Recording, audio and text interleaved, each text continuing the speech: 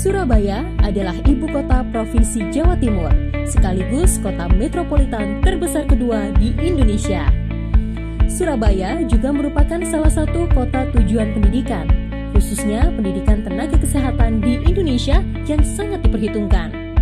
Ribuan siswa maupun mahasiswa dari berbagai daerah di Indonesia mengenyam pendidikan di kota ini. Salah satu pilar penyangga pendidikan tinggi kesehatan di kota Surabaya adalah Stikes Hang Tuah Surabaya. Selamat datang di kampus Sekolah Tinggi Ilmu Kesehatan Hang Tuah Surabaya. Stikes Hang Tuah Surabaya di bawah naungan Yayasan Nala, yaitu salah satu yayasan yang dimiliki oleh TNI Angkatan Laut, sehingga kampus kami berada dalam satu lokasi dengan Rumah Sakit Pusat Angkatan Laut Dr. Ramelan Surabaya, yaitu di Jalan Gadung nomor 1 Surabaya.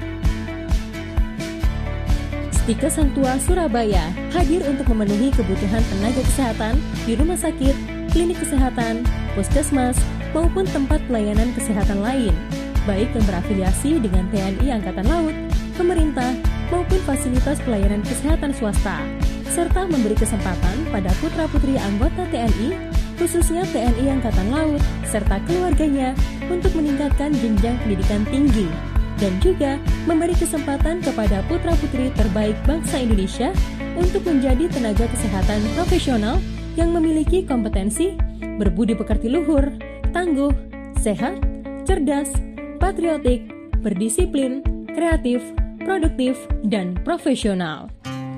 Stikes Hang Tuah Surabaya lahir diawali dengan adanya kerjasama antara Yayasan Nala dengan Rumkital Dr. Ramelan Surabaya dalam mendirikan Akper Hang Tuah Surabaya pada tanggal 7 Juni 1995. Pada pertengahan 2005, dimulailah usaha-usaha untuk merintis perubahan bentuk Akademi Keperawatan menjadi Sekolah Tinggi Ilmu Kesehatan. Dan pada tahun 2006, Sekolah Tinggi Ilmu Kesehatan Hang Tuah Surabaya resmi berdiri. Sekolah Tinggi Ilmu Kesehatan Hang Tuah Surabaya memiliki visi menjadi sekolah tinggi ilmu kesehatan yang profesional dan kompetitif di bidang kesehatan, kemaritiman, dan kelautan yang berbasis perkembangan iptek kesehatan pada tahun 2035. Untuk mewujudkan visi tersebut, Stikes Hang Tuah Surabaya menyusun misi, yaitu pertama, menyelenggarakan pendidikan dan pembelajaran secara profesional dan kompetitif di bidang kesehatan, kemaritiman, dan kelautan yang berbasis perkembangan iptek kesehatan. Kedua, menyelenggarakan penelitian dan publikasi ilmiah secara profesional dan kompetitif di bidang kesehatan, kemaritiman, dan kelautan yang berbasis perkembangan iptek kesehatan.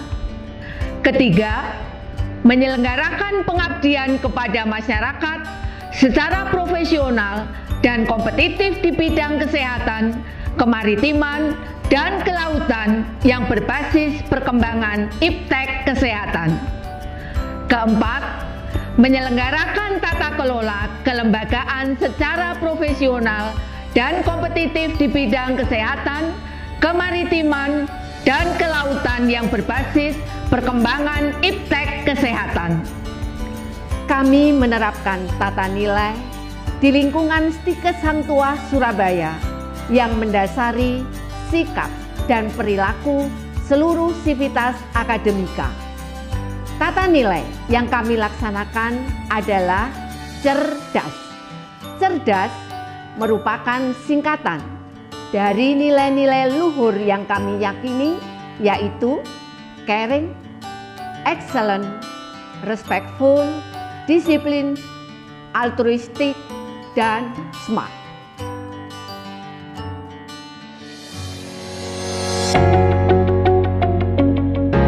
Stikes Hang Tuah Surabaya telah memiliki 5 program studi, yaitu D3 Keperawatan, S1 Keperawatan, Prodi Pendidikan Profesi Nurse, S1 Gizi, dan D4 Manajemen Informasi Kesehatan. Program studi keperawatan adalah program studi unggulan di Stikes Hang Tuah Surabaya. Kami selalu mencetak tenaga keperawatan medis yang unggul dan siap bersaing di dunia kerja. Prodi ini dibagi menjadi dua, yaitu Prodi Keperawatan S1 dan D3. Alumni Diploma 3 Keperawatan berperan sebagai perawat terampil dalam menyelesaikan masalah keperawatan secara mandiri dan berkelompok yang direncanakan sesuai dengan standar asuhan keperawatan, dengan kemampuan menerima tanggung jawab terhadap keputusan dan tindakan asuhan keperawatan profesional sesuai dengan lingkup praktik dan hukum dan peraturan perundangan. Prodi S1 Ilmu Keperawatan menyelenggarakan pendidikan akademik untuk menghasilkan sarjana keperawatan dengan gelar S.Kep yang nantinya berpeluang untuk melanjutkan pendidikan ke jenjang profesi nurse ataupun jenjang magister sesuai dengan minat masing-masing. Prodi Pendidikan Profesi Nurse merupakan perawat profesional yang cerdas dan kompeten dalam memberikan asuhan keperawatan kepada klien dan mampu melakukan fungsi manajemen keperawatan. Prodi S1 Gizi mencetak lulusan yang dapat menjadi pengambil keputusan dalam memecahkan permasalahan gizi, baik program dan kebijakan gizi, komunitas maupun sosial secara profesional dan bertanggung jawab. Prodi D4 Manajemen Informasi Kesehatan mencetak lulusan yang kompeten dalam mengumpulkan, mengintegrasikan, dan menganalisa data rekam medis serta data pendukung lainnya untuk kepentingan perawatan pasien yang efektif serta kepentingan lain seperti penelitian, pendidikan, perencanaan, dan evaluasi pelayanan kesehatan.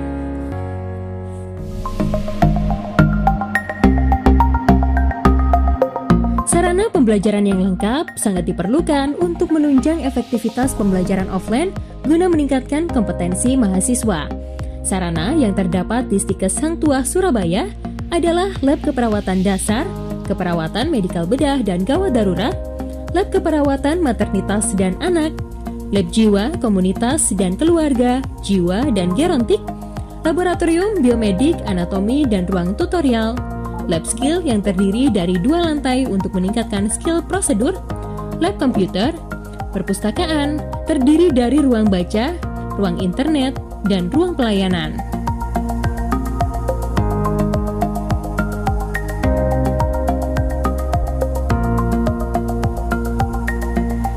Selain itu, untuk mendukung pembelajaran daring, tersedia berbagai macam video pembelajaran di website dan YouTube.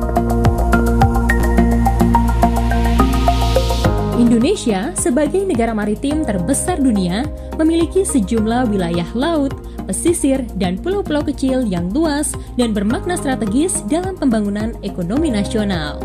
Stikes Hang Tuah Surabaya dalam peranannya di bidang pendidikan kesehatan memberikan wawasan kesehatan maritim dan kelautan di dalam kurikulum pendidikannya dalam bentuk materi kuliah matra kesehatan, laut, dan udara serta dibentuknya UKM atau Unit Kegiatan Mahasiswa Kesmala.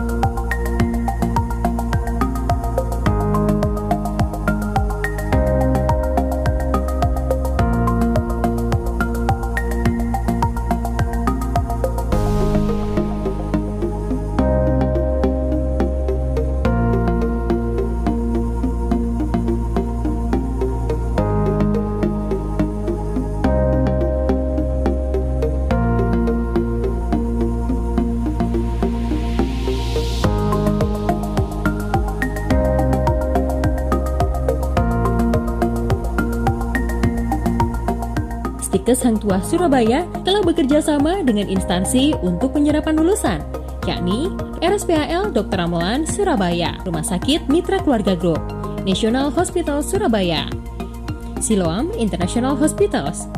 Selain itu, kami juga bekerja sama dengan beberapa instansi untuk lahan praktik mahasiswa Stikes Hang Tuah Surabaya, yakni RSPHL Dr. Ramelan Surabaya, RSAL Dr. Sukantio Jahya Lanudal Juanda, RS Marinir Ewa Pangalila Gunung Sari Surabaya, Lembaga Kesehatan Kelautan TNI AL, Diskes Kuarmada 2, Rumah Sakit Haji Surabaya, Rumah Sakit PHC Surabaya, Rumah Sakit Jiwa Menur Surabaya, UPTD Gria Werda Jambangan Surabaya, Diponsos Keputih Surabaya, Dinas Kesehatan Kota Surabaya, Puskesmas di Kota Surabaya. Tingkat kelulusan mahasiswa Stikes Hang Tuah Surabaya. Tingkat kelulusan ujian kompetensi D3 keperawatan 96,8% Oktober 2020. Tingkat kelulusan ujian kompetensi profesi nurse 94,7% Oktober 2020. Tingkat penyerapan lulusan yang bekerja sebagai tenaga kesehatan di fasilitas pelayanan kesehatan lebih dari 90%. Tingkat masa tunggu kerja kurang dari 6 bulan lebih dari 90%. Hal ini menandakan bahwa lulusan Stikes Hang Tuah Surabaya siap untuk masuk ke dunia kerja. Salam tangguh, salam sehat, salam kemanusiaan. COVID-19 di Indonesia telah ditetapkan sebagai bencana nasional tepatnya pada tanggal 2 Maret 2020. Pandemi ini berdampak pada semua aspek kehidupan, baik di sektor kesehatan, sektor ekonomi, sektor sosial dan kemasyarakatan, tanpa kecuali di sektor pendidikan. Kendati demikian, adanya pandemi ini mampu mengakselerasi pendidikan di era revolusi industri 4.0. Wabah corona ini justru memacu dunia pendidikan dengan mendorong lebih banyak pemanfaatan teknologi informasi dalam aktivitas belajar jarak jauh. Namun pada kondisi ini, terdapat tantangan yang besar dalam pelaksanaannya. Menjawab tantangan tersebut, Stikes Hang Tuah Surabaya dengan membentuk Satgas COVID-19 dan mempersiapkan sarana prasarana yang sesuai sebagai adaptasi kebiasaan baru dalam kehidupan kampus. Stikes Hang Tuah Surabaya siap menjadi kampus tangguh, yaitu kampus yang menyelenggarakan Tridharma Perguruan Tinggi dengan memprioritaskan kesehatan dan keselamatan bagi seluruh peserta didik, pendidik, tenaga kependidikan, keluarga, dan masyarakat. Saya dibantu oleh seluruh sivitas akademika di bawah koordinasi bidang 1, 2, dan 3 terus mengembangkan diri menjawab tantangan ini. Di bidang 1, bidang akademik,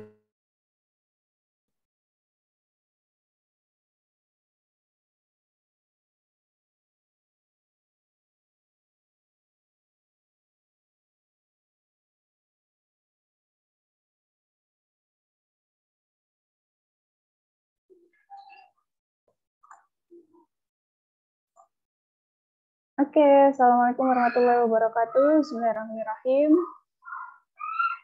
Assalamualaikum warahmatullahi wabarakatuh. Oke, baik. Sebelumnya, kami umumkan kepada para peserta bincang sehat sesi kelima kali ini untuk melaksanakan rename akun Zoom-nya dengan cara merename akun Zoom nama underscore asal institusi atau asal sekolah ya. Jadi di sini masih banyak beberapa nama yang belum di-rename seperti Octavian, Octavina, Rafif Maulana, Siat, Tina Febrianti, karena ini akan mempermudah proses apabila Anda merename akun Zoom dengan nama SMA, SMK, atau MA yang menjadi asal sekolah Anda masing-masing. Oke, baik. Kita mulai ya. Yang terhormat Kepala Sekolah SMA SMK di wilayah Jawa Timur atau yang mewakili, yang kami hormati Ketua Stikes Hang Tuah Surabaya beserta Puket 1, Puket 2, Kepala Pusat Penjaminan Mutu, Kaprodi D3, Kaprodi S1 Keperawatan, Kaprodi Pendidikan Profesi Nurse, serta Kaprodi D4 MIK dan Kaprodi Gizi Stikes Hang Tuah Surabaya, dosen dan staf Stikes Hang Tuah Surabaya, para guru SMA, SMK, MA seluruh wilayah Jawa Timur, yang saya banggakan seluruh siswa SMA, SMK, MA sederajat di wilayah Jawa Timur, dan yang saya cintai mahasiswa Stikes Hang Tuah Surabaya yang berbahagia. Assalamualaikum warahmatullahi wabarakatuh. Waalaikumsalam warahmatullahi wabarakatuh. Selamat pagi dan salam sejahtera. Ya, hadirin yang berbahagia, marilah kita panjatkan puji syukur kehadirat Tuhan Yang Maha Esa karena atas limpahan rahmat-Nya sehingga pada hari ini Sabtu 22 Januari 2022 kita dapat mengikuti pengabdian masyarakat Stikes Hang Tuah Surabaya melalui bincang sehat sesi kelima kali ini dalam keadaan sehat walafiat. Ya, hadirin yang kami hormati, adapun rangkaian acara sepanjang hari ini telah kami susun sebagai berikut. Diawali dengan pembukaan, pemaparan materi pertama, promosi Stikes Hang Tuah Surabaya, pemaparan materi kedua, dan diakhiri dengan penutup. Sebagai pembukaan, agar acara bincang sehat hari ini dapat berjalan dengan lancar, marilah kita buka dengan bacaan basmalah. Bismillahirrahmanirrahim. Terima kasih. Oke, hadirin peserta bincang sehat, langsung saja kita masuk ke dalam materi yang pertama. Materi yang pertama ini dibawakan oleh pemateri yang sangat luar biasa. Mengizinkan saya membacakan kurikulum vitae dari pemateri pertama kita kali ini. Ya, beliau adalah Ibu Rosa Kurnia Etasari, Sarjana Gizi dan Master Gizi. Wah, ini luar biasa ya. Jadi ada Mbak Yohana Nindya, ada Mbak Sia dari SMA atau SMK yang mengikuti acara bincang sehat ini. Barangkali ingin menjadi seperti Bu Rosa, Sarjana Gizi dan Magister Gizi ya. Master Gizi ini, beliau adalah dosen Prodi S1 Gizi di Stikes Hang Tuah Surabaya. Statusnya belum menikah loh teman-teman ya, barangkali ada kakaknya yang juga mencari. Nah ini kebetulan Mbak Bu Rosa ini masih single ya. Alamat rumahnya di Jalan Kalingga dalam nomor 21 Semarang. Kemudian nomor teleponnya sudah jelas ya, dan alamat emailnya pun juga sudah tertera di layar Anda masing-masing. Rosa Kurniai @Stikes Hang Tuah Surabaya. Next, Bu Maya. Oh, baik. Kalau begitu, demikian kurikulum vitae dari Bu Rosa. Namun izinkan saya menyapa Bu Rosa terlebih dahulu. Selamat pagi, Bu Rosa. Selamat pagi, Bu Sukma. Sudah mandi belum? Pasti sudah dong, pasti sudah mandi. Ya, baik. Bu Rosa, kami punya 45 menit, jadi 30 menit untuk Anda memberikan paparan materi. Materi kali ini tentang obesitas pada remaja, teman-teman sekalian ya. Jadi bagi yang mungkin saat ini badannya kecil, pengen gemuk, nanti juga bisa bertanya. Bagi yang sudah obes, ingin menurunkan berat badan juga bisa bertanya. Jadi kita berdiskusi bersama tentang obesitas pada remaja. Begitu ya, Bu Rosa ya? 45 menit, 30 menit materi, 15 menit berikutnya adalah tanya jawab. Baik, kepada Bu Rosa, kami persilahkan untuk memberikan materi. Terima kasih untuk Bu Sukma, waktu yang sudah diberikan untuk saya. Selamat pagi adik-adik semua. Selamat pagi para peserta bincang sehat sesi kelima ini. Saya langsung saja ya untuk memaparkan materi tentang obesitas pada remaja.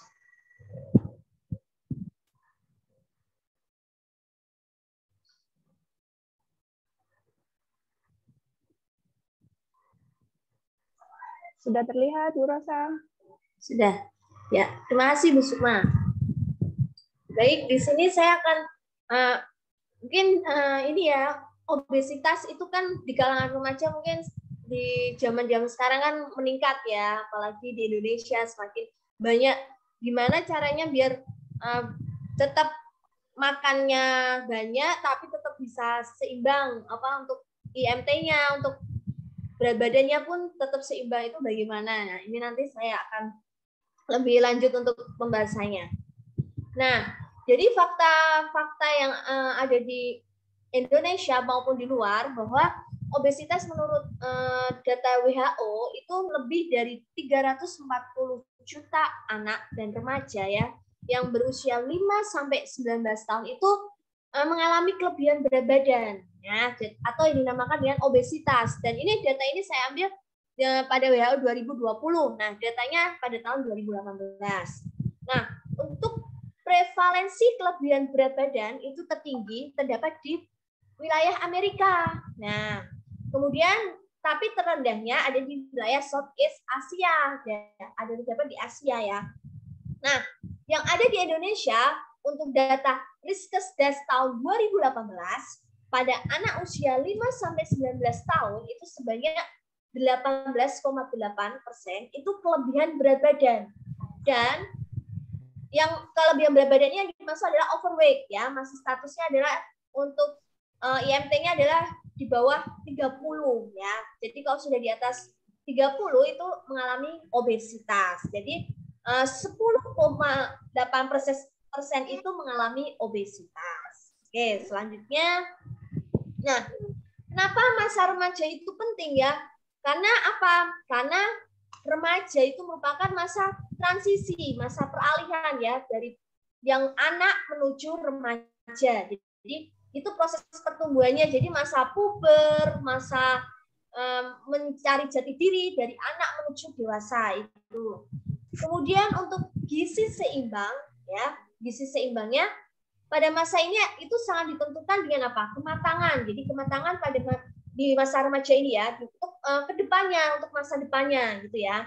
Nah, biasanya untuk nilai obesitas pada remaja perempuan itu lebih tinggi dibandingkan dengan remaja laki-laki. Itu dikarenakan karena apa? Timbunan lemak biasanya pada tubuh pada perempuan itu kan kandungan lemak timbunan lemaknya itu lebih tinggi dibandingkan dengan laki-laki, karena laki-laki massa ototnya itu yang lebih tinggi. Nah, mungkin kayak remaja perempuan makan banyak, loh Bu, kayaknya sepertinya saya tuh makannya sedikit, tapi kok tetap gemuk ya. Nah, itu karena di dalam tubuh perempuan itu tuh sebenarnya sudah terdapat penimbunan lemak-lemak. Jadi walaupun makannya sedikit, itu tetap bisa menyebabkan kegemukan bahkan obesitas. Ditambah kalau aktivitasnya hanya duduk-duduk, tidak ada aktivitas yang seperti olahraga, nah itu malah menjadi penambahan berat badan. Oke, selanjutnya. Nah, dikatakan remaja itu pada usia berapa? Nah, berdasarkan data menurut WHO itu adalah usia 10 sampai 24 tahun. Ini berdasarkan WHO ya, dikatakan remaja. Nah, sedangkan menurut MONS pada tahun 2014 itu remaja itu berlangsung pada usia 12 sampai 21 tahun dengan apa? Dengan 3 pembagian, yaitu adalah masa remaja awal itu adalah usia 12 sampai 15 tahun. Kemudian masa remaja pertengahan itu adalah 15 sampai 18 tahun dan masa remaja akhir itu adalah usia 18 sampai 21 tahun. Tapi kadang ada yang sudah mengatakan itu dewasa ya, tapi itu merupakan remaja, jadi ada tahap awal, pertengahan hingga akhir. Jadi yang masih di usia 21 tahun itu masih dikatakan remaja. Nah, di sini saya akan membahas mengenai apa sih itu obesitas ya. Jadi obesitas itu adalah penumpukan lemak ya. Jadi penumpukan lemak yang berlebihan karena diakibatkan karena apa? Karena ketidakseimbangan asupan energi. Jadi intake-nya yang kita konsumsi masuk dengan energi yang digunakan ya. Jadi tidak seimbang. Jadi artinya jomplang. Jadi asupan yang dikonsumsi yang masuk ke dalam tubuh kita itu tidak seimbang dengan energi yang digunakan.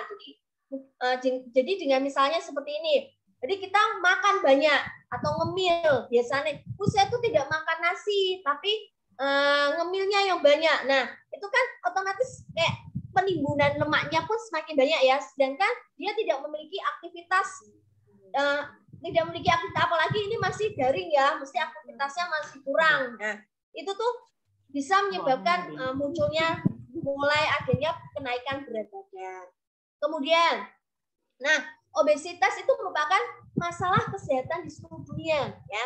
Sebagian besar itu obesitas terjadi pada orang tua yang dimulai sejak masa remaja. Nah, oleh karena itu dari ini mumpung masih remaja ya, masih pada usia-usia masih remaja itu mulai diolah, maksudnya dilihat pola makannya. Nah, kita lihat nanti akan berdampak pada lansia, pada masa tua. Nah, itu akan mulai metabolismenya mulai menurun. Kalau kita tidak menjaga asupan yang kita makan, itu akan berdampak malah bisa menyebabkan penyakit jantung koroner, stroke. Nah, itu malah berbahaya. Nah, ini ya, jadi obesitas. Nah, jadi kalau misalnya penimbunan, penimbunan lemaknya terlalu banyak, asupannya lebih banyak daripada energi yang digunakan, itu bisa nih saya contohkan adalah pada area permana. Nah, kalian pasti pernah dengar ya pada kasus ini ya, bahwa itu dia memiliki berat badan adalah 182 sampai 190. Nah, itu kan terus sedangkan tingginya berapa? Tingginya tidak seimbang. Jadi malah kasihan, dia tidak bisa bangun, tidak bisa bergerak, tidak bisa melakukan aktivitas.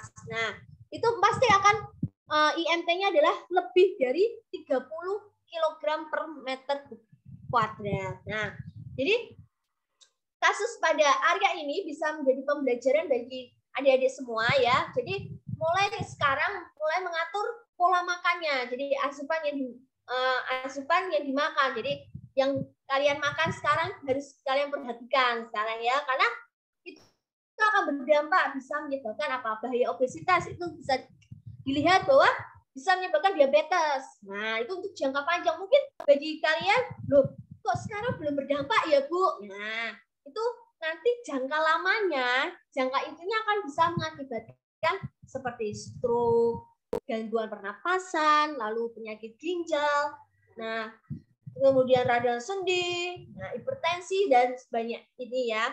Jadi harus mulai sekarang mulai diperhatikan. Untuk selanjutnya, nah untuk tanda-tanda klinis pada obesitas ya, itu biasanya muncul mulai wajahnya membulat. Nah, mulai kayak tembem, pipinya tembem. Terus kemudian dagunya rangkap, jadi kayak nempel jadi dua gitu ya. Kemudian lehernya relatif pendek karena kayak lemaknya semua di sini di leher gitu. Kemudian dadanya mulai membusung dengan dengan payudara yang besar. Jadi tidak hanya pada perempuan tapi juga biasanya pada laki-laki itu mulai kayak penimbunan lemak di payudara mulai membesar.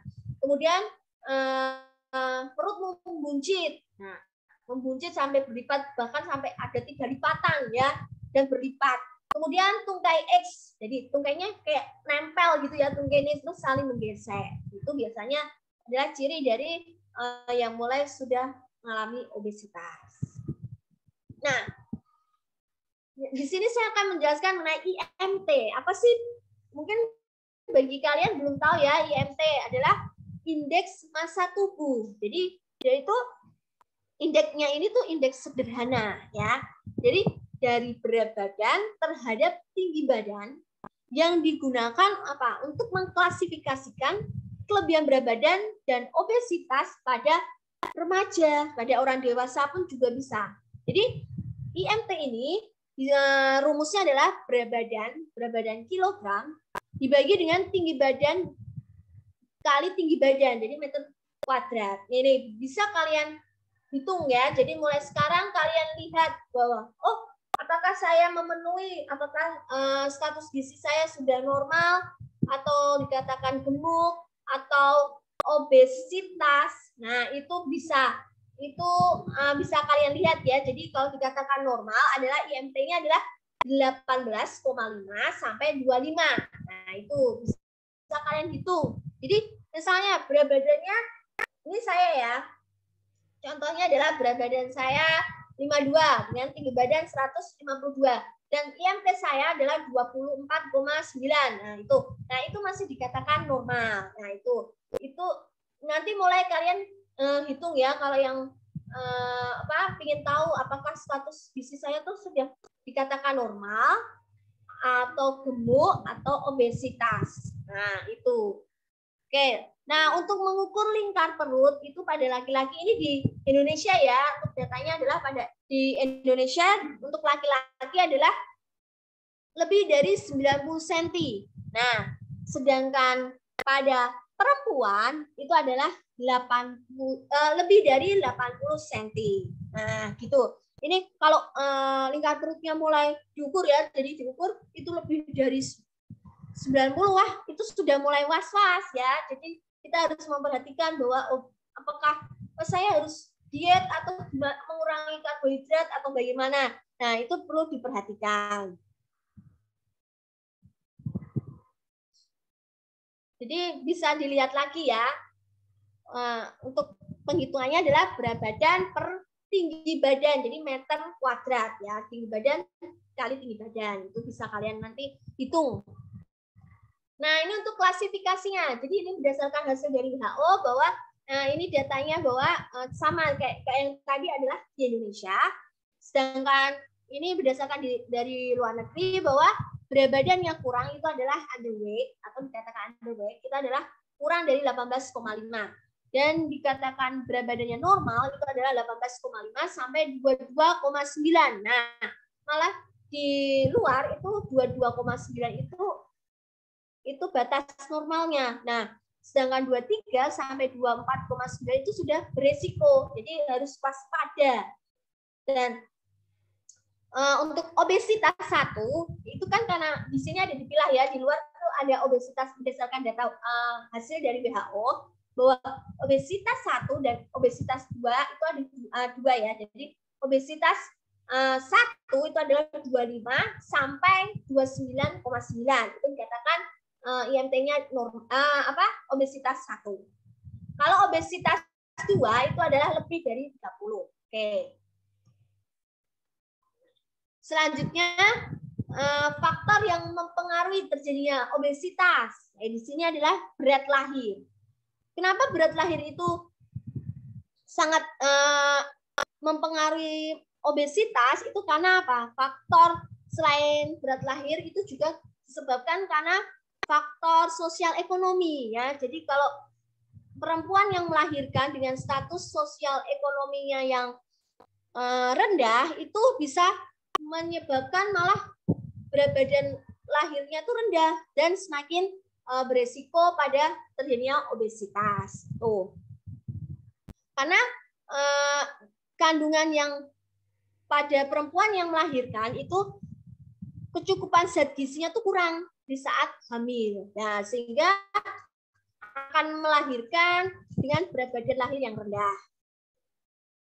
Kemudian juga disebabkan karena pemberian ASI. Nah, ASI ini juga mempengaruhi, jadi asupannya juga harus terpenuhi. Jadi kalau misalnya asupan tidak tercukupi, itu juga mungkin akan mengalami kekurangan ASI, jadi ASI-nya tidak keluar, itu bisa. Obesitas pun juga bisa menyebabkan kayak ASI pun akan terganggu. Nah, kemudian selanjutnya adalah pola makan yang salah. Nah, ini sangat berpengaruh terhadap terjadinya obesitas. Jadi mungkin ini apalagi jajanan semakin banyak ya, udah enak kayak cilok, cimol. Nah, itu tuh enak Bu, tapi kalau kalian konsumsi secara setiap hari itu kan bisa menyebabkan malah penimbunan lemak ya, malah jadinya kenaikan berat badan. Nah, selain itu juga adanya faktor genetik. Jadi faktor genetik pada orang tua ya itu bisa menyebabkan juga terjadinya obesitas. Kemudian selanjutnya adalah perilaku dan lingkungan. Jadi misalnya di keluarga suka makan, nah ya itu juga akan mempengaruhi. Kalian juga akan mengkonsumsi, jadi akan makan ngemil, ya itu juga akan mempengaruhi berat badan. Nah, selanjutnya penyebab obesitas dan kelebihan berat badan. Di sini ada faktor genetik. Ya, jadi ya yang sudah saya jelaskan bahwa faktor genetik itu terjadi pada orang tua yang gemuk. Jadi jika kedua orang tuanya gemuk, maka anaknya pun akan mengalami kegemukan sekitar 70-80%. Kemudian untuk salah satu, jadi ayahnya atau ibunya yang gemuk itu akan mempengaruhi anaknya yang lahir akan 40-50% ya untuk anaknya itu akan mengalami obesitas. Tetapi jika kedua orang tuanya itu tidak mempunyai riwayat gemuk, ya, jadi kurus gitu, bisa anaknya pun bisa mengalami kegemukan. Jadi ada riwayat tetap bisa kegemukan, tapi hanya 15% itu kalau pola makannya tidak diatur. Nah, kemudian untuk faktor lingkungan. Jadi faktor lingkungan itu dipengaruhi adanya perilaku makan, aktivitas serta sosial ekonomi. Jadi perilaku makan, jadi pola makannya itu juga akan sangat mempengaruhi ya, jadi bisa menyebabkan jadi obesitas, aktivitas yang rendah, sedangkan asupan yang dikonsumsi semakin banyak, aktivitas rendah, maka juga akan menyebabkan obesitas. Sosial ekonomi juga, jadi sosial ekonomi semakin rendah status sosial ekonomi, maka biasanya pada remaja perempuan itu akan semakin meningkat pada risiko terjadinya obesitas. Tetapi sebaliknya pada laki-laki ya, malah status ekonominya baik itu malah menyebabkan risiko obesitas yang meningkat. Karena biasanya pada laki-laki itu tidak mikir ya, yang penting saya mau makan, saya makan gitu. Jadi tidak mikir untuk saya mau obesitas atau enggak gitu. Yang penting saya makan, bisa seperti itu. Nah, kemudian untuk selanjutnya adalah faktor obat-obatan dan hormonal. Jadi obat-obatan itu yang biasanya adalah jenis steroid yang sering digunakan dalam jangka waktu yang lama. Jadi jangka waktu yang lama yang biasanya digunakan untuk terapi asma, terus kemudian osteoartritis dan alergi. Itu yang bisa menyebabkan nafsu makannya pun meningkat. Nah, sehingga akan makan ya, makan secara terus-menerus karena nafsu makannya meningkat. Sehingga akan meningkatkan terjadinya risiko pada obesitas. Kemudian untuk hormonal. Kalau hormonal itu berperan dalam kejadiannya pada risiko terjadinya obesitas. Antara itu adalah karena dibantu adanya hormon leptin, kemudian adanya hormon tiroid, insulin, dan estrogen. Nah, ini hormonal ini yang bisa berperan untuk peningkatan risiko obesitas. Kemudian untuk pola diet remaja yang salah ya, di sini saya jelaskan untuk pola diet remaja yang salah. Jadi pola makan remaja itu tidak memicu ya, tidak menentu itu bisa memicu risiko terjadinya suatu masalah gizi. Nah, biasanya di kalangan para remaja itu kayak misalnya sudah sekolah ya, sudah sekolah pagi masuk pagi. Nah, itu biasa tidak sarapan. Itu juga akan menyebabkan terjadinya obesitas, malah karena metabolismenya itu tidak bekerja dengan baik, sehingga bisa harusnya yang pagi harus sarapan, kemudian dia double pada makan siang atau bahkan pada waktu ngemil. Nah, itu lebih banyak, sehingga akan penimbunan lemaknya pun akan semakin banyak. Nah, kemudian untuk makan jajan sembarangan, nah, itu bisa meningkatkan risiko obesitas. Kemudian ngemil, nah ngemil ini ya yang biasanya kayak makan keripik kayak ini ya, itu enak kan, tapi kadang kita lupa terus ternyata saya sudah habis 2 bungkus. Nah, itu terus tidak terkontrol, bisa mengalami kenaikan berat badan. Kemudian bisa juga pada telat makan karena juga sama dengan tidak sarapan, sehingga metabolismenya tidak berfungsi dengan baik. Makan tidak teratur. Kemudian ya ini yang biasanya remaja-remaja lakukan adalah sering makan fast food. Nah, biasanya lebih suka mengkonsumsi fast food dibandingkan dengan sayuran. Nah, sayur, buah itu padahal di sekitar kalian kan malah banyak ya, kayak ibu kalian pasti menyediakan untuk makan sayur, makan buah, tapi kalian lebih memilih untuk makan fast food. Kemudian untuk selanjutnya adalah mengkonsumsi soft drink. Itu bisa menimbulkan, karena penimbunan gulanya itu juga bisa menyebabkan obesitas kalau dikonsumsi secara terus-menerus. Terus perilaku makan yang kurang sehat, jadi makannya terlalu cepat tapi dengan porsi makan yang besar. Kemudian selanjutnya adalah asupan makanan berlebih. Nah, ini ya untuk contoh pada anak yang mengalami obesitas ya, jadi perut mulai membuncit ya. Nah, ini bisa kalian lihat untuk contohnya.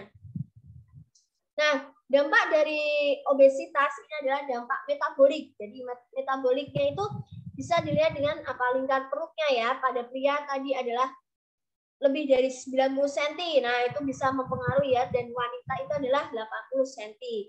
Kemudian bisa menyebabkan penyakit lain, jadi metaboliknya bisa tidak berfungsi dengan normal, terus mengalami gangguan, nah malah berdampak yang lebih parah ya nanti kalau misalnya dari awal, dari dini tidak mulai diatur pola makannya, konsumsinya, itu bisa malah dampaknya ke depan bisa berbahaya, bisa malah menyebabkan asma, nah malah menyebabkan pembentukan batu empedu, bahkan bisa henti nafas ya saat tidur. Jadi karena terlalu buncit ya perutnya, terus jadi malah henti nafas, pernafasannya pun tidak berfungsi dengan baik. Kemudian gampang mudah dengan nyeri pinggang. Bisa kalian lihat untuk anatominya ini ya. Jadi gangguan bisa menyebabkan pada perempuan adalah gangguan menstruasi ya. Jadi juga bisa menyebabkan kanker, pankreas, hipertensi. Nah, itu malah berbahaya. Nah, untuk obesitas itu bisa mengancam para remaja. Nah, jika kalian nih 42,5% itu kurang aktivitas fisik bisa beresiko terhadap terjadinya obesitas, kenaikan berat badan. Nah, untuk mengkonsumsi fast food bisa 75,7%. Nah, beresiko penyakitnya seperti hipertensi ya, dari awal tadi sudah saya jelaskan, sudah saya tekankan untuk kalau resiko penyakit tidak segera kita atasi itu bisa mengakibatkan hipertensi, diabetes, kemudian kanker ya, bahkan penyakit kardiovaskuler.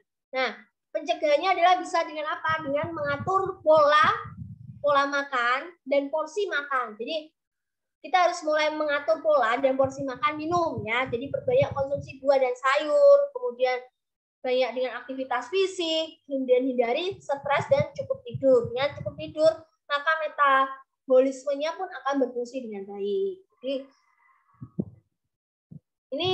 ini sudah ya, tapi bahaya obesitas bagi kesehatan bisa nanti diperhatikan bahwa bisa mengakibatkan terjadinya sumbatan nafas ketika sedang tidur. Terus kemudian mengakibatkan menurunnya tingkat kesuburan. Nah, bisa kalau berakibat jangka panjangnya. Kemudian meningkatkan lemak dalam darah dan bisa menyebabkan asam urat ya. Terus untuk para laki-laki bisa beresiko menderita kanker usus besar dan kelenjar prostat ya. Pada wanita itu akan beresiko tinggi untuk menderita kanker payudara dan leher rahim. Nah, biasanya para remaja itu memiliki ya problem emosionalnya ya. Kalau misalnya mengalami obesitas, mulai beresiko obesitas itu akan menjadi malas ya, terus malas gerak, malas ngapa-ngapain, terus ngantukan. Nah, itu terus saya kan nggak gerak, terus jadinya suka ngobrol. Nah, kemudian tidurnya mulai ngorok ya, karena pernafasannya mulai pendek, mulai terhenti. Kemudian tampilannya kurang menarik, jadi terus malah jadinya bau badan, nah, malah gitu, terus kurang percaya diri karena postur tubuhnya mulai berat badannya mulai mengembang gitu ya, terus gangguan makan pada saat remaja. Nah, gimana dengan caranya agar tidak sampai obesitas? Jadi ya dengan pengaturan pola makan ya, kemudian aktivitas fisik, kemudian ubahlah perilaku makan kalian, terus meminta dukungan support dari keluarga. Misalnya kalian, saya ingin menurunkan berat badan karena status gizi saya sudah mulai overweight. Nah, saya harus mengontrol berat badan saya. Nah, itu kalian harus mendapat dukungan tidak hanya keluarga, dari teman, tapi juga dari diri sendiri. Jadi sehingga itu bisa cepat jadi mengalami penurunan berat badan. Jadi terus bisa saya jadi mengurangi misalnya karbohidrat atau lemak. Nah, itu bisa menjadi penurunan berat badan mulai bisa terkontrol. Nah, ini untuk pola makannya.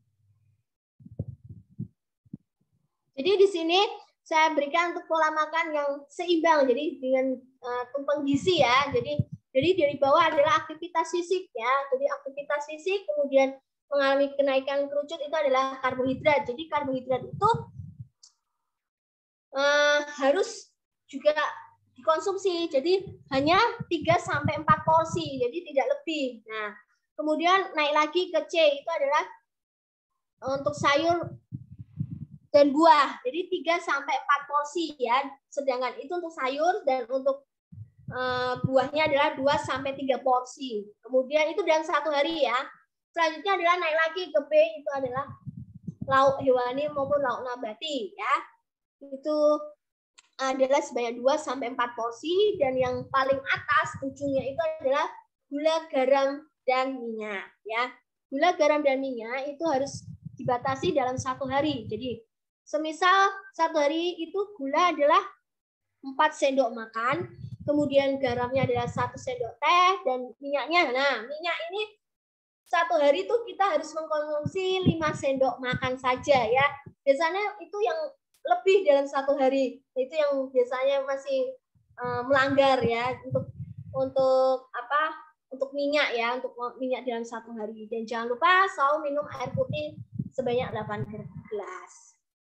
Nah di sini tadi ya untuk gula, garam, dan lemak ya, tadi dianjurkan menurut Kemenkes bahwa anjuran konsumsi gula itu per orang adalah 10% ya, 10% dari total energi, yaitu sebanyak 200 kilokalori, yang setara dengan apa? Dengan gula 4 sendok makan. Nah, kemudian garam yang ditandai dengan G1 adalah 2000 mg natrium yang setara dengan 1 sendok teh ya, 5 gram per hari. Kemudian untuk minyak itu adalah 20-25% dari total energi. Total energinya misalnya 702 kilokalori, itu adalah setara dengan lemak 5 sendok makan, yaitu seberat 67 gram per hari. Nah, ini untuk isi piringku ya, yang masih, jadi makanan pokoknya itu lebih, jadi 3/4. Jadi ini kan, jadi ini setengah, ini sepertiga adalah lauk pauk dan buah-buahan, lalu kemudian 2/3 itu adalah makanan pokok dan sayur-sayuran. Itu ya. Ini bisa menjadi patokan kalian kalau ingin melakukan untuk mengkonsumsi makanan seimbang. Bisa nanti untuk mengontrol penurunan berat badan. Jadi tidak hanya itu saja, tapi aktivitas fisik pun juga harus seimbang. Jadi makanan seimbang dan aktivitas fisik pun harus seimbang. Jadi aktivitas fisik itu peningkatan, jadi aktivitas fisik yang gerakannya tuh konsisten, kontinu ya. Jadi tidak misalnya sehari ini saya olahraga, besok enggak, terus besoknya lagi baru olahraga. Nah itu kan tidak konsisten, tidak kontinu ya. Itu biasanya itu akan penurunan berat badannya itu tidak optimal. Jadi harusnya kalau dilakukan setiap hari secara kontinu bisa cepat untuk penurunan berat badan. Nah ini untuk pengaturan diet ya, jadi di sini untuk zat gizi yang diperlukan ya dalam kita mengatur biar tidak terjadi risiko obesitas, itu adalah bisa diperhatikan dengan karbohidratnya, kemudian protein, lemak, kemudian ada vitamin dan mineral ya, ada serat juga. Nah untuk karbohidrat itu biasanya dikenal dengan bahan bakar ya, jadi energi utama bagi tubuh.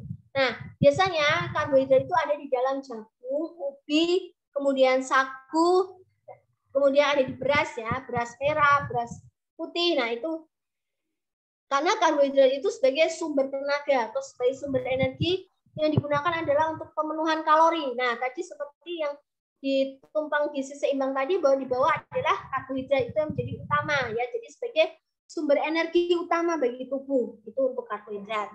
Kemudian baik, untuk protein. Rosa, mohon maaf, 5 menit lagi. Oh, siap, Sukma. Ya. Untuk protein ini adalah protein nabati dan hewani ya. Jadi ini sebagai zat pembangun. Jadi untuk jadi zat pembangun ini adalah untuk menyediakan asam amino esensial yang digunakan untuk membangun sel-sel tubuh maupun sumber energi, sehingga juga menyediakan sebagai bahan baku untuk membangun tubuh. Ya, ini contohnya ada seperti pada sayur, buah, telur, dan ikan. Kemudian lemak. Lemak digunakan sebagai apa? Kalau lemak di sini kan malah kalau untuk mengalami risiko ini harus dikurangi, tapi sebenarnya tetap dibutuhkan. Jadi tetap kalian mengkonsumsi, tapi tetap dibatasi ya. Jadi ada di dalam daging, kemudian ada di sosis kornet. Nah itu emang kandungan lemaknya tinggi, tapi bisa seperti kita imbangi gitu ya. Jadi jangan terlalu banyak. Kemudian untuk serat, nah serat ini adalah proses pengeluaran tubuh. Ya, sumber yang baik digunakan untuk diet. Nah, contohnya adalah pada kacang kering, biji-bijian. Nah, kemudian biasanya ya untuk latihan fisiknya itu adalah dengan apa? Dengan mengurangi gaya hidup sedentari, dengan menonton TV-nya tuh kurangi dari 2 jam sehari. Nah, kemudian lakukan aktivitas fisik harian seperti ini, olahraganya pun ringan seperti apa? Jalan kaki. Nah, kemudian kalian naik turun tangga misalnya sebanyak 10 kali. Nah, itu harus rutin. Itu bisa menurunkan berat badan. Kemudian kalau untuk pembagian dari aktivitas fisik ada aktivitas fisik ringan, sedang, dan berat. Kalau yang ringan seperti bermain, mencuci, nah seperti itu. Kalau yang sedang itu adalah seperti nyapu, ngepel. Nah, misalnya kalian membantu ibu bapak, nah itu bisa dikatakan sebagai kalian sudah berolahraga. Nah, tidak seperti berenang, sepak bola, basket. Nah, kemudian ini untuk pesannya ya, untuk mencegah obesitas adalah untuk tips kepada anak dan remaja itu adalah makannya tidak sambil nonton TV. Nah, itu kan kalau makan sambil nonton TV biasanya kan kayak terlena lah, malah makannya tambah banyak. Nah, gitu. Kemudian batasi penggunaan gadget ya, HP, apalagi ini ditambah semakin masih ada yang masih daring ya, mungkin itu bisa dikurangi. Kemudian perbanyak aktivitas di luar ruangan. Dan keluarga, jadi konsumsi makanan dari rumah, ya itu kan biasanya ibu akan lebih preventif, pencegahannya pun akan konsumsi itunya akan mungkin diukur gitu ya. Untuk kemudian biasakan sahur sarapan ya, sarapan pagi. Jangan lupa kalau misalnya kalian mau berangkat ke sekolah membawa bekal, Bu saya mau bawa bekal, nah itu. Kemudian batasi makanan siap saji, kemudian jangan lupa untuk banyak makan sayur dan buah, kemudian mengkonsumsi aneka ragam makan dan jangan merokok dan minum minuman beralkohol, kemudian hindari minuman ringan dan bersoda. Terima kasih Bu Sukma.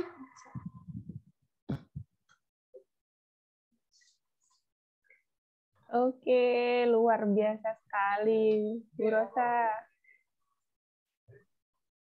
Ya, materi yang sangat jelas terkait obesitas pada remaja juga sudah dibagikan tips-tipsnya sama Bu Rosa, langsung dikupas tuntas. Oke, 15 menit berikutnya akan kami minta para peserta ini untuk memberikan pertanyaan. Ya, kami persilakan para penanya untuk bisa menuliskan pertanyaan di kolom chat, atau mungkin ada yang ingin bertanya langsung. Di sini ada nama-nama baru ya. Ada Mbak Nur Aini dari SMA ITP. Mbak Nur Aini.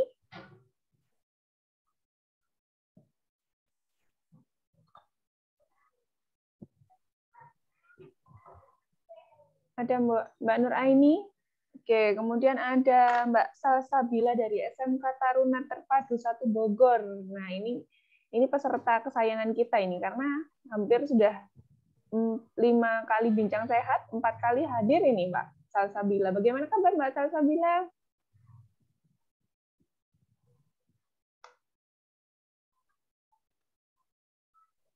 Mbak Salsa?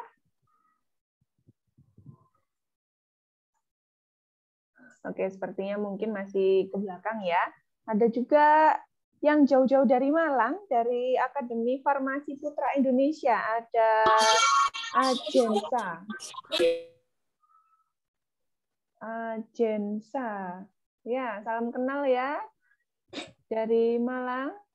Ada yang ingin ditanyakan sama Bu Rosa?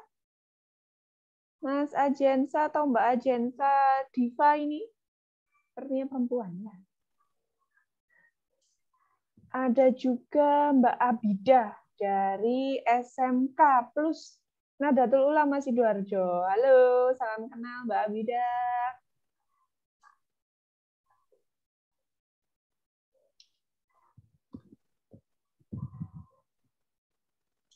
Mbak Abidah? Hadir? Oke, baik. Saya persilakan untuk rekan-rekan SMA, SMK, dan Madrasah Aliyah Sederajat untuk memberikan pertanyaan. Sambil menunggu pertanyaan yang ada di kolom chat ya, Bu Rosa ya. Tadi kan sudah sekilas dibagikan informasi tentang aktivitas. Ya, aktivitas. Kira-kira apalagi nih mahasiswa SMA ini kan rata-rata sekolahnya sekarang juga untungnya sudah mulai luring ya, atau sudah mulai hadir ke sekolah. Nah, sebelumnya kan di depan gadget, handphone, terus kemudian laptop, duduk lama. Nah, kira-kira karena itu adalah suatu kewajiban yang baru di tengah pandemi ini. Nah, sedangkan tadi salah satu triknya adalah hindari untuk berlama menggunakan gadget. Nah, ini bagaimana nih? Apa yang bisa dilakukan oleh remaja-remaja now, ya, remaja-remaja zaman now dengan kondisi pandemi yang gizinya juga harus tetap seimbang, kemudian hindari obesitas dengan masih tetap di depan gadget. Gimana tuh caranya, Mbak Rosa? Bu Rosa, sorry. Baik, terima kasih Bu Sukma untuk pertanyaannya, sangat bagus. Jadi ya, apalagi di zaman sekarang ya yang penuh dengan harus gadget, teknologi semakin tinggi ya, itu kan biasanya anak-anak sekolah sekarang, apalagi kayak anak-anak kecil yang saya perhatikan itu sudah banyak yang megang HP. Nah, itu gimana caranya bisa kita, misalnya kalau kan biasanya kalau ke sekolah yang saya tahu kayaknya itu ya Bu ya, tidak boleh membawa gadget ya. Biasanya kayak dibatasi sepertinya kalau sudah mulai luring.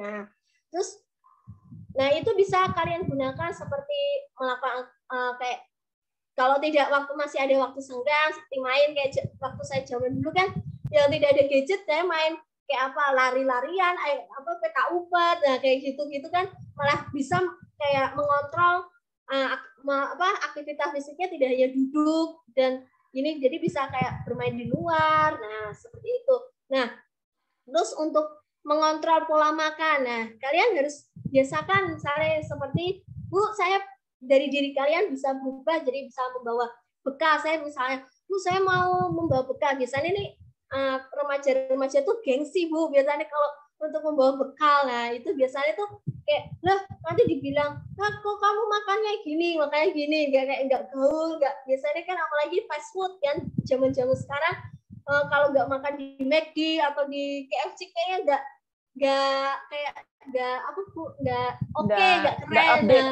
keren, nah kayaknya seperti itu. Tapi malah kalau kalian mengikuti itu malah kayak misalnya mengkonsumsinya setiap hari seperti itu malah bisa berdampak pada obesitas, malah kalian harus gimana ya, kan kalian tidak tahu gimana itu pengolahannya seperti apa. Mungkin ya bagi saya ya boleh kalian mengkonsumsi itu, tapi harus dibatasi, tidak yang setiap hari, bahkan seminggu bisa 2-3 kali pun ya tidak. Lebih banyak dengan memperbanyak mengkonsumsi sayur dan buah, itu kan malah lebih murah daripada bisa kalian tabung untuk uang jajannya. Nah itu seperti itu, bisa Bu, saya mau kayak buah pepaya, buah semangka, itu kan lebih murah ya, dan pasti Ibu kayak di rumah pun lebih ada. Nah, itu bisa kalian gunakan sebagai untuk mengatur pola makan.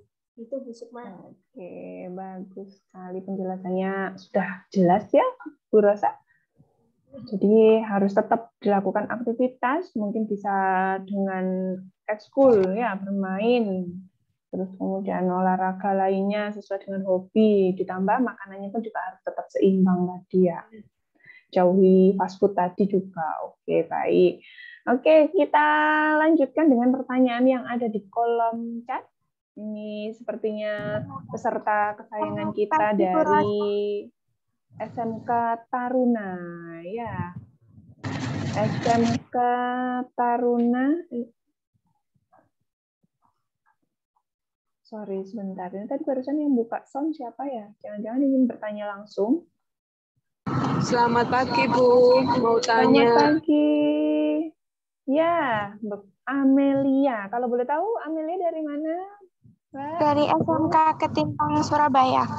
Amelia dari SMK Ketintang, Surabaya. Wow, luar biasa. Ini ada peserta baru nih dari SMK Ketintang. Ya, silakan Mbak Amelia, ada yang ingin ditanyakan? Mau nanya, kalau saya suka makan saat malam sebelum tidur, apakah bisa gemuk? Oke, ini Mbak Amelia bertanya tentang pengen gemuk, Bu Rosa. Terus makan malam. Gimana nih, Bu Rosa? Langsung saja ya dijawab Mbak Amelia ya.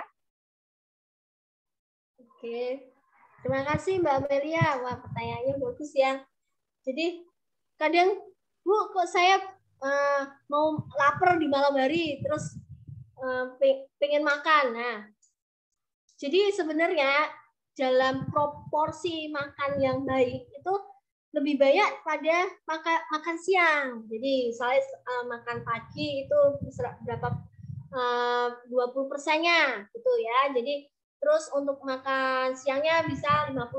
Nah, itu kalau bisa diatur, jadi terus makan malamnya hanya 10%.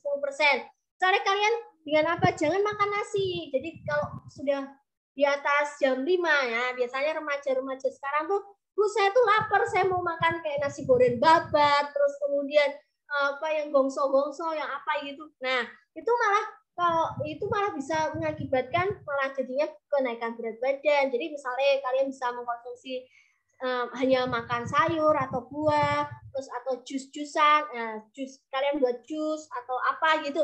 Nah, itu bisa itu sudah bisa, itu bagi saya ya, itu karena saya juga kayak seperti itu ya. Jadi itu bisa buat bekal tidur kan. Mungkin kalian kalau nggak makan nasi tuh kayaknya nggak afdol ya Bu ya kayaknya. Nah, itu mulai sekarang ya mungkin pelan-pelan kalian kurangi. Jadi berapa porsi misalnya harusnya biasanya kalian 2 entong, nah itu bisa dikurangi jadi 1 entong. Itu kan harus ada prosesnya. Emang kalau malam itu kan kerja metabolismenya kan malah nanti digunakan waktu tidur. Nah, itu malah nggak gerak kan. Nah, jadi penimbunan lemak, karbohidrat itu malah banyak di situ. Itu kenapa penyebabnya malah kayak makan malam itu bisa menyebabkan risiko kenaikan berat badan. Gitu, Bu. Berarti jawabannya bisa ya, Bu Rosa ya, bisa meningkatkan berat badan. Gitu, Mbak Amelia. Apalagi kalau makanan-makanan itu yang berkalori tinggi. Ya, tumis-tumisan seperti yang Bu Rosa sampaikan tadi ya. Pakai jeruan pula, wah. Lapar Bu Rosa ini. Oke, Mbak Amelia semoga bisa menjawab pertanyaan dengan baik. Ya, ini kemudian ada pertanyaan yang kedua dari Mbak Salsabila, SMK Taruna Terpadu 1 Bogor. Ya, ini jauh-jauh dari Bogor, tapi masih setia bersama Bincang Sehat Stikes Sang Tua Surabaya. Luar biasa kan, Stikes Sang Tua? Ya, oke. Mbak Salsabila ini sedang sekolah, tapi masih ikut Zoom kita dan bertanya melalui kolom chat Bu Rosa. Mana tadi ya? Bagaimana cara penanganan untuk penderita obesitas, Bu Rosa? Mungkin bisa dijelaskan lebih simpel ya, atau bisa mudah diingat kembali. Kan tadi kan banyak sekali yang dijelaskan. Oke. Baik, dipersilakan Bu Rosa. Ya. Terima kasih Mbak Salsa. Ini ya jauh-jauh dari Bogor untuk mengikuti bincang sehat dari Stikes Sang Tua, luar biasa ya. Nah, cara penanganannya ya untuk penderita obesitas tetap yang harus diperhatikan adalah pola makannya ya. Tetap itu yang utama ya Bu ya. Jadi pola makan itu harus yang utama. Kemudian dari aktivitas, kemudian selanjutnya adalah dukungan dari keluarga. Itu yang perilaku seperti lingkungan itu juga sangat mempengaruhi untuk penderita obesitas. Jadi kalau sehingga tidak akan mempengaruhi emosional. Jadi kalau misalnya kayak ada masalah, stres kan biasanya para remaja akan makan yang banyak, ngemil yang banyak. Nah, itu biasanya seperti itu. Itu Bu Sukma. Jawaban yang sangat tepat, Mbak Salsa. Semoga bisa menjawab pertanyaan Mbak Salsa ya. Izin bertanya, Bu. Oke, baiklah. Ini siapa ini? Octavian dari Stikes Sang Tua Surabaya. Bisa on cam, Mas Octavian? Siap. Halo? Mohon maaf, Bu. Kameranya. Bu. Oke, baik. Silakan, Mas Octavian dari Stikes Sang Tua Surabaya. Dari prodi apa kalau boleh tahu? 1 keperawatan tingkat 1, Ibu. Mohon izin. Oh, 1 keperawatan tingkat 1. Baik, saya persilakan untuk memberikan pertanyaan. Mohon izin bertanya, Ibu. Saya tinggi badan saya 164, berat badan 54. Saya di rumah juga ya suka olahraga sekarang, Bu. Makannya juga banyak, saya imbangi dengan sayuran sama buah-buahan. Tapi tubuh saya ini tetap kecil gitu, Bu. Bagaimana cara biar agar berisi gitu, Bu? Wah, Dan ini langsung konsul gizi untuk peningkatan yang berat makin badan. bertambah, bukan tubuh saya Bu yang makin berisi. Cuma tinggi badan. Apanya Mas Octavian? Oh, tinggi badannya. Ya, siap. Mas Octavian ini berarti pengen berat badannya juga ingin meningkat gitu kah? Siap Ibu. Oke, baik. Bagaimana Bu Rosa? Konsul gizi secara gratis nih ya kepada ahli gizi SGZ MGZ. Monggo. Ya, ya siap. Makasih ya Mbak. Mas siapa Bu tadi Bu? Octavian dari Prodi S1 semester 2. Semester 1 ya? Sorry. Oke, Mas Octavian. Terima kasih ya. Ini malah mintanya gimana caranya biar status gizi saya normal gitu ya. Ya, padahal sudah mengkonsumsi sayur, buah gitu. Kayaknya sudah seimbang gitu ya. Terus ini juga bisa sebenarnya tidak hanya kayak pola makan, itu juga bisa disebabkan karena faktor genetik tadi kan di awal tadi sudah saya jelaskan. Mungkin orang tuanya gennya kurus. Jadi misalnya seperti ayah atau ibunya itu memiliki gen kurus. Nah, itu biasanya untuk anaknya itu bisa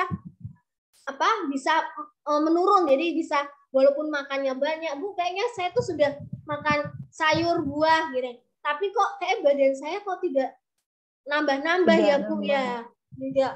Kok kayak tetap ya gitu. Nah, itu juga karena disebabkan karena juga gen. Ya, gen terus hormonal, mungkin karena aktivitas fisiknya Mas Octavian itu tadi mungkin terlalu banyak terus bisa kayak misalnya seperti mengkonsumsi daging ya, mulai daging, ikan itu bisa cepat untuk meningkatkan meningkatkan berat badan, cuma ya tidak cepat, tidak harus bertahap gitu Bu. Jadi tidak bisa yang langsung konstan satu hari langsung bisa naik 5 kilo kan, tidak bisa seperti itu, harus tetap bertahap. Berproses ya Bu Rosa ya. Jadi Mas Octavian, ada beberapa faktor yang bisa meningkatkan berat badan, salah satunya adalah genetik ya, seperti yang disampaikan Bu Rosa tadi. Jadi gimana tuh kalau orang tuanya Mas Octavian kecil, tinggi, kurus, begitu kah? Siap, tinggi dan berisi Bu sekarang Bapak. Dan berisi, oke. Coba mungkin ditanyakan pada saat mudanya kali ya. Iya, itu juga bisa mempengaruhi. Betul, karena seperti yang tadi disampaikan sama Bu Rosa, ada faktor genetik, hormonal, kemudian aktivitas yang banyak. Jadi kita bisa lanjutkan konsultasi gizinya untuk peningkatan berat badan yang diharapkan Mas Octavian langsung pada suhunya ya. Nanti tinggal datang ke Prodi Gizi bertemu Bu Rosa biar ada treatment nutrisi tertentu untuk meningkatkan berat badannya Mas Octavian. Setuju nggak Mas Octavian? Siap Ibu, terima kasih. Oke, baik. Oke, kita lihat kolom chat kembali ya. Ada pertanyaan dari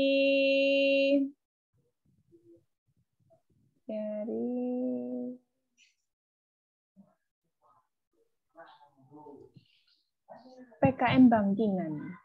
Ya, dari Bu Nur Muji dulu, maaf. Dari Bu Nur Muji, Siklus Hang Tua Surabaya. Topik dan presentasi yang sangat menarik, Bu. Mohon izin bertanya, ada produk di kalangan umum yang depannya H itu, yang dapat menurunkan berat badan. Apakah itu baik dikonsumsi bagi remaja, dan apakah ada efek sampingnya, Bu Rosa? Itu pertanyaan dari Bu Nur Muji. Kemudian ada pertanyaan berikutnya dari Puskesmas Bangkingan. Ini, halo Puskesmas Bangkingan, bolehkah kami mendengar suaranya? Mungkin masih hadir. Ya, Bu Sukma hadir. Oh iya, Puskesmas Bangkingan. Dengan Bapak siapa ini? Kebetulan saya alumni dari Siklus Hang Tua Sukma. Nama saya Erik. Iya. Ini mau daftar lagi sarjana keperawatan profesi kah atau sudah profesi?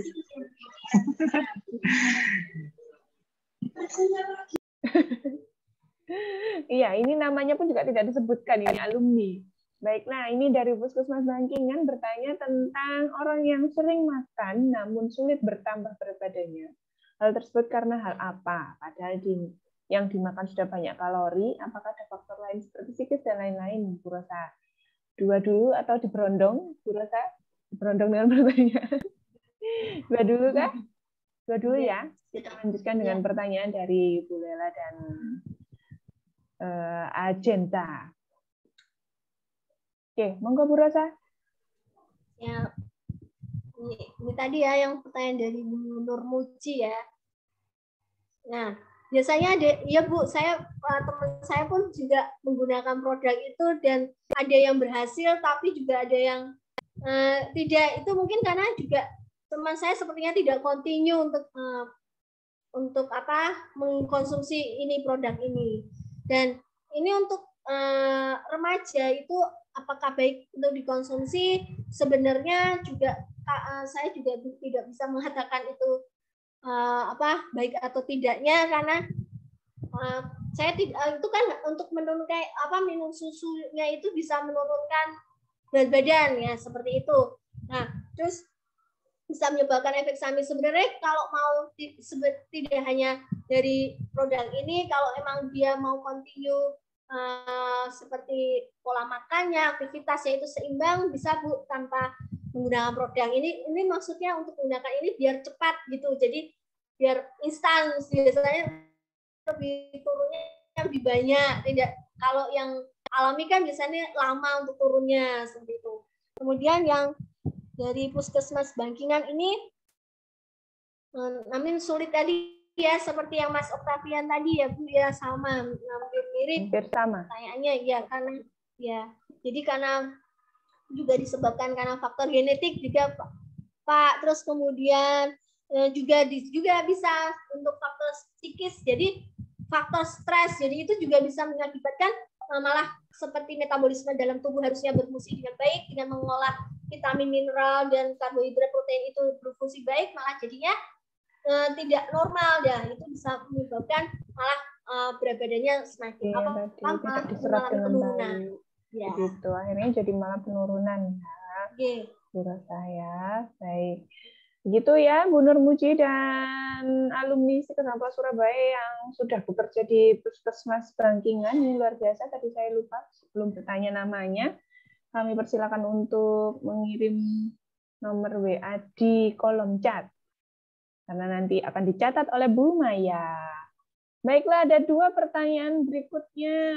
Yang pertama, ini kayaknya sepertinya pertanyaannya harus kita tutup ya, teman-teman Bincang Sehat sesi 5 kali ini, karena nanti akan ada materi yang kedua. Jadi tetap stay tune. Pertanyaan Bu Lela adalah bagaimana cara menurunkan berat badan. Nah, kalau tadi ribut untuk meningkatkan berat badan, Bu Lela kali ini menurunkan berat badan. Sudah berusaha makan buah dan sayur, tapi seakan-akan tidak ada perubahan, dan saya berasumsi minum air putih pun bisa menjadi daging dalam tubuh saya. Nah, gitu kayak gimana Bu Rosa itu? Ya, apakah baik untuk kondisi tubuhnya? Kemudian pertanyaan yang berikutnya adalah dari Ajensa, dari Akademi Farmasi Putra Indonesia Malang. Wah, ini ada mahasiswa dari Malang ikutan Bincang Sehat Psikosantwa Surabaya. Hebat kan, Psikosantwa ya. Ada pertanyaan tentang bagaimana cara menjaga agar berat badan tetap seimbang meskipun kita makan yang banyak. Oke, dua pertanyaan Bu Rosa, kami persilakan untuk menjawab. Ya, terima kasih Bu Sukma.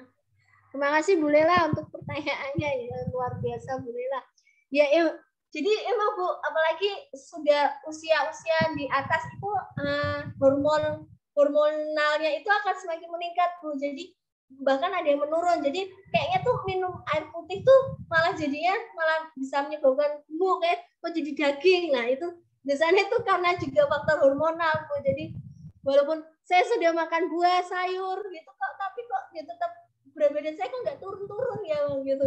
Terus minum air putih jadi daging ya, itu emang karena juga hormonal Bu. Jadi karena usia seperti itu juga mempengaruhi gitu Bu Lela.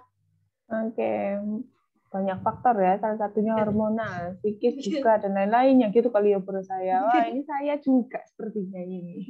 Temennya Bu Lela saya. Oke, baiklah. Yang satunya Bu Rosa. Ini sama ya Bu ya, pertanyaan hampir mirip. Jadi hampir mirip. Ya, jadi tetap cara menjaga berat badan tetap seimbang ya, walaupun kayaknya makanan banyak. Nah, tetap harus dijaga makan banyaknya itu.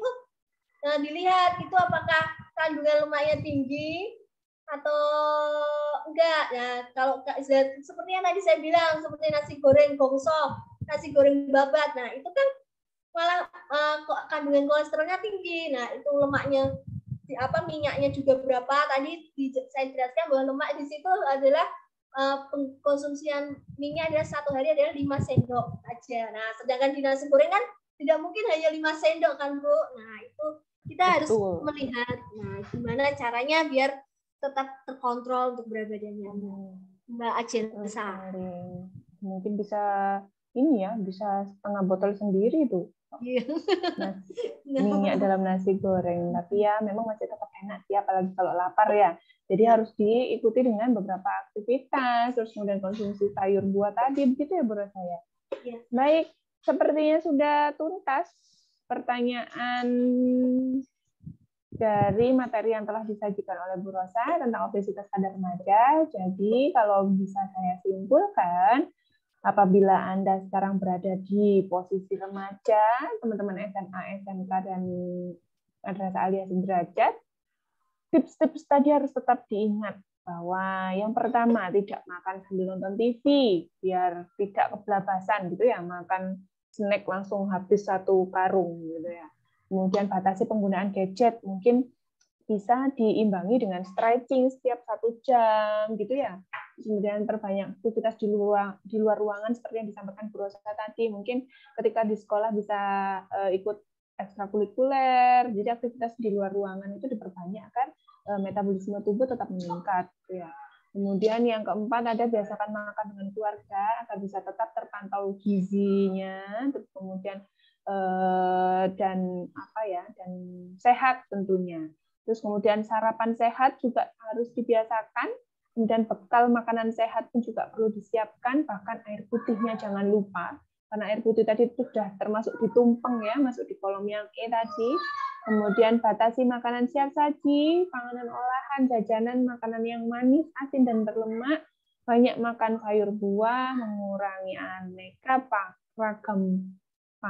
mengkonsumsi aneka ragam pangan ya. Jadi tadi sudah dilihat, udah ditayangkan di slide-nya Bu Rosa tadi ya. Jadi ragam pangan itu seperti apa? Jadi dikonsumsi asalkan sehat tadi. Kemudian tidak merokok dan tidak minum minuman beralkohol, dan juga menghindari minuman ringan dan bersoda. Yuk, terus kita jaga berat badan kita agar